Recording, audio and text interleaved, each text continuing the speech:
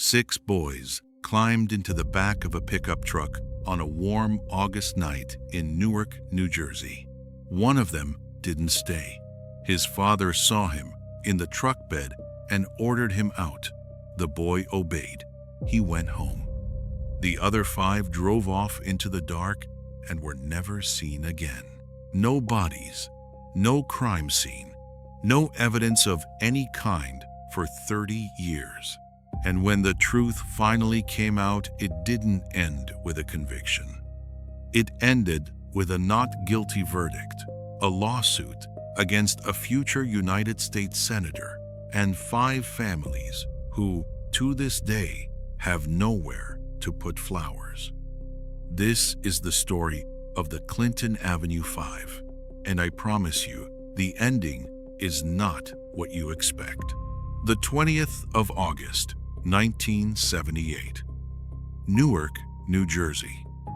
5 teenage boys, Melvin Pittman and Ernest Taylor, both 17, and Alvin Turner, Randy Johnson, and Michael McDowell, all 16, spent their afternoon the way teenagers in their neighborhood always did, playing basketball at the local park.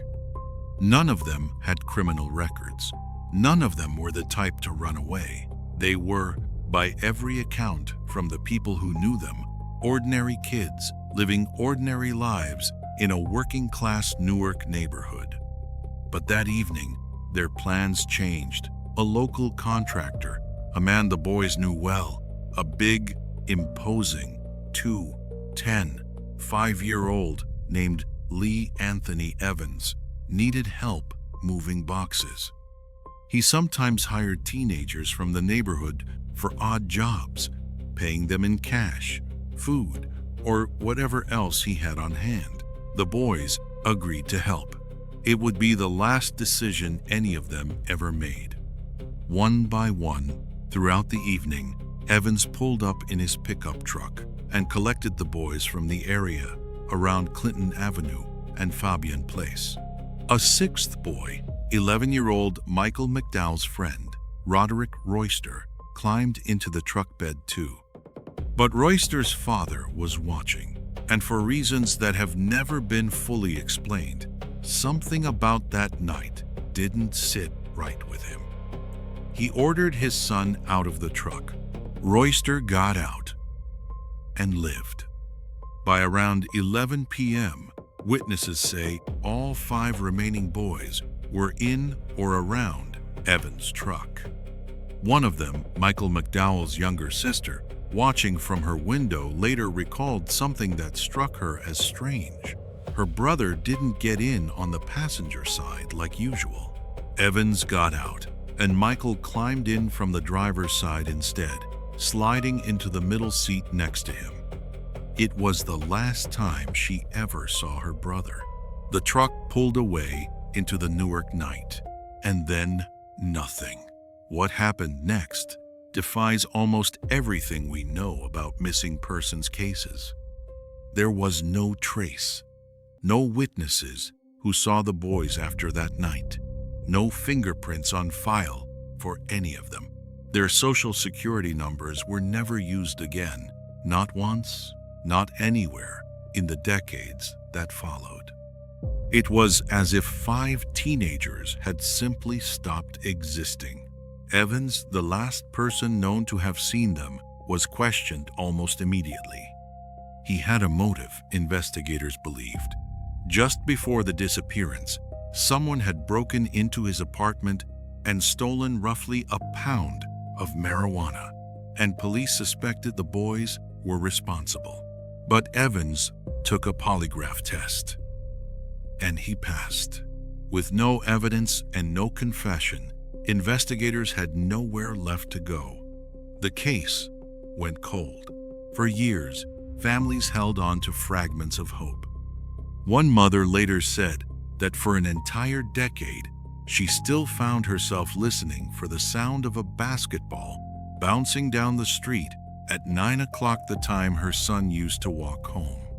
In 1996, a psychic visited a Newark park, claiming to see visions of teeth buried beneath the soil. Police dug. They found nothing.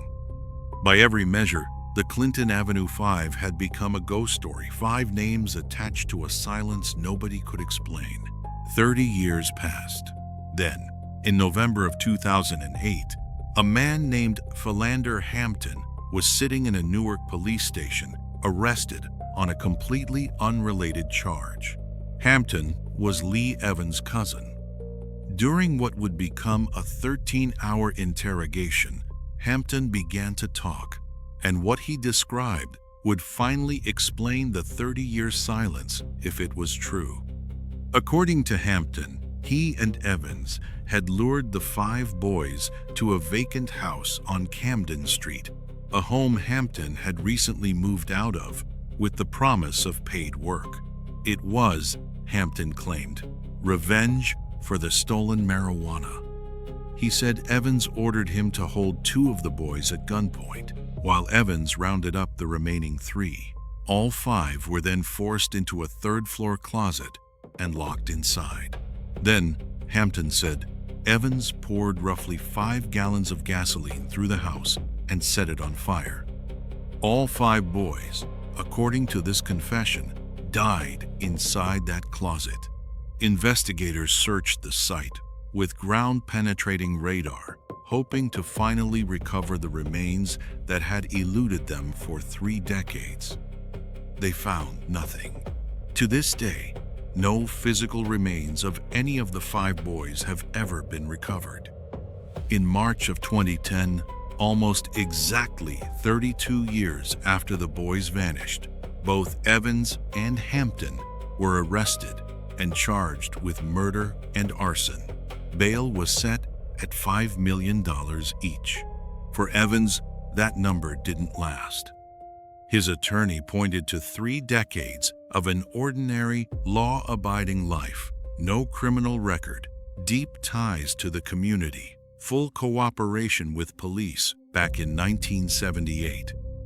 A judge agreed, and the bail was lowered, then lowered again, until Evans' family was able to post it using property.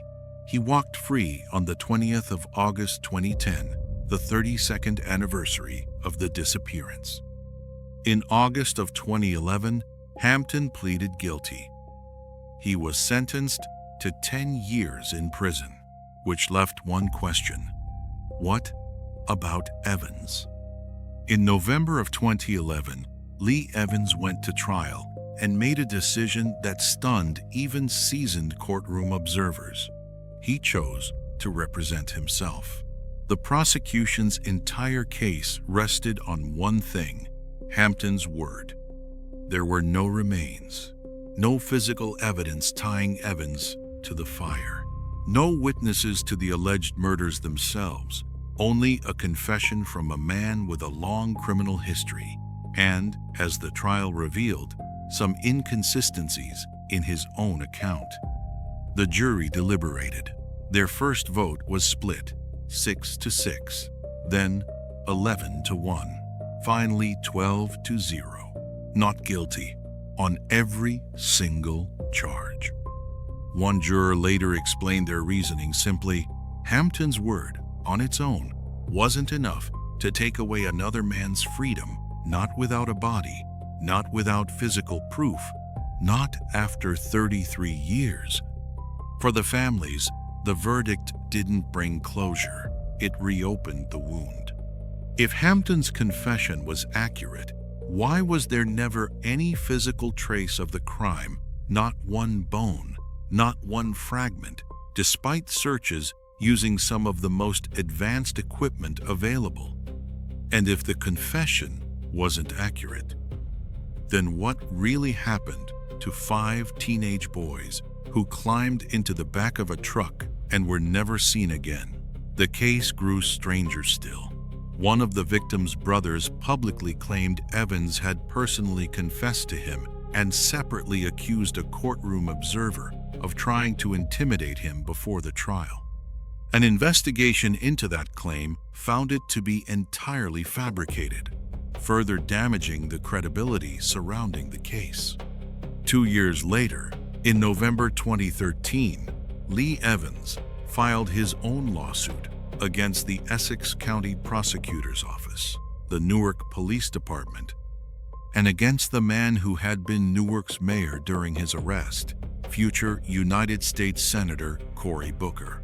Evans alleged malicious prosecution, claiming his arrest had been politically motivated. The lawsuit was ultimately dismissed. To this day, in the eyes of the law, no one has ever been convicted of murdering Melvin Pittman, Ernest Taylor, Alvin Turner, Randy Johnson, or Michael McDowell. Their remains have never been found. Their case is officially closed. And the truth, whatever it actually is, may have burned down with that house on Camden Street in 1978. 5 boys got into a truck. 1 got out in time. The other 5 became one of the strangest unsolved cases in New Jersey history. A case with a confession, a trial, and an acquittal. But never a body, and never a definitive answer. What do you think really happened that night? Let me know in the comments. I read every single one.